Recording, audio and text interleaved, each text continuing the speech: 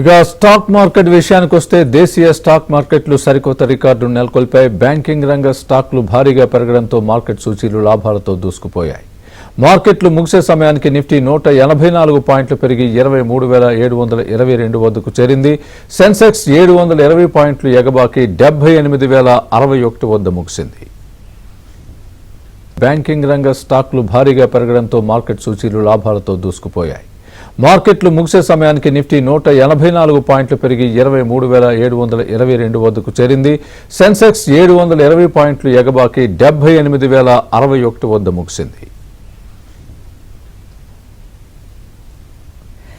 ఇక ఇవాల్టి బంగారం ధరల విషయానికి వస్తే ముంబై బ్యాంకింగ్ రంగ స్టాక్లు భారీగా పెరగడంతో మార్కెట్ సూచీలు లాభాలతో దూసుకుపోయాయి.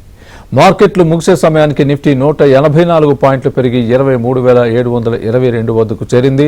సెన్సెక్స్ 720 పాయింట్లు ఎగబాకి 78,061 వద్ద ముగిసింది.